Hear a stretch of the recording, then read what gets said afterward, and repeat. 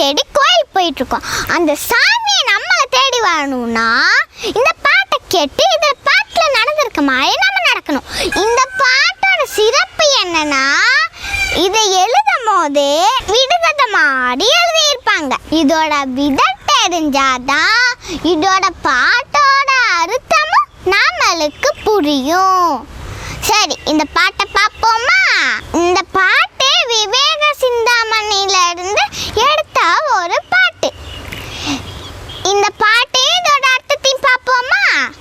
பண்புலருக்கோர் பறவை, பாவத்திற்கோர் இலக்கம், நண்பிலரை கண்ட நாக்காளி, திம்புவியார மதுரை அழகிய சொக்கருக்கு அரவம்,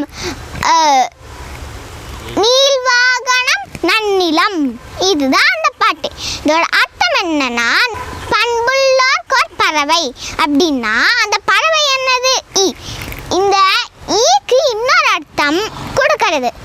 அப்போ எதுவுமே இல்லாதவங்க, கஷ்டப்பட்டு வாழ்றவங்க, அவங்களுக்கு நாம கொடுக்கணும் அப்படின்னு தெரிஞ்சுக்கிட்டோம். அப்புறம் பாவத்திற்கோர் இலக்கம் அப்படின்னா, இலக்கம் அப்படின்னா இங்க எண்களை குறிக்குது. அது எண்களை குறிக்குது, அதாவது நம்பர்ஸை குறிக்குது. அது ஒரு 2 நம்பர். அந்த 2 நம்பர் என்னன்னா, ஒன்று 5, இன்னொன்று 8. பாவம் பண்றதுக்கு நீ 5 இருக்கணும், அதாவது நீ பயந்து இருக்கணும்.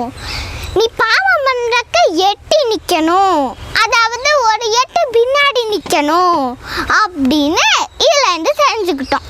அப்புறம் நண்பினை கண்டா நாக்காளி அப்படின்னா, 4 கால் உள்ள மிருகங்கள் எங்க நிறையா இருக்கும்?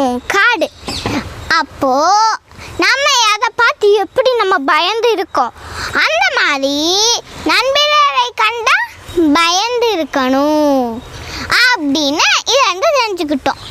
திம்புவியை ஆழ்வா மதுரை அழகிய சொக்கருக்கு அரவம் அப்படின்னா, திம்புவி அப்படின்னா உலகம், திம்புவியை ஆழ்வார் அப்படின்னா திம்புவியையே ஆழ்வார், அப்படியே உலகத்தையே ஆழ்வார். சொக்கருக்கு அரவம், அதாவது மதுரையில சொக்கருக்கு அரவம் அப்படின்னா மதுரையில் இருக்கிற சொக்கன் யாரு? சிவன். அரவம் அப்படின்னா கழுத்துல இருக்கிற பாம்பு, அது தின்னோட பேர பனி. சொக்கருக்கு அரவம் நீள்வாகன நன்னிலம் அப்படின்னா சிவனோட வாகனம் என்னது? சிவனோட வாகனம் தான் நீள்வாகனம். அந்த வாகனம் என்னன்னா காளமாடு. காளமாடுக்கு இன்னொரு பேரு தான் விடை. இப்போ இந்த பனியையும் விடையையும் ஒன்னா சேர்த்தா பனிவிடை. இந்த பனிவிடைய நம்ம யாருக்கு பணிவிடை பண்ணணும்? சிவனோட அடியனுக்கு. அடியனுக்கு நம்ம பணிவிடை பண்ணோன்னா என்னாகும்? சிவன் அடியோனுக்கு அடியன். நம்ம சிவனோட அடியனுக்கு நம்ம பணிவிடை செஞ்சா சிவனே நம்மளை தேடி வருவார். ஏன்னா அவர் அடியோனுக்கு அடியன். சரி, உங்களுக்காக இன்னொரு தட்டி இந்த பாட்டை பாடுறேன், கேட்குறீங்களா?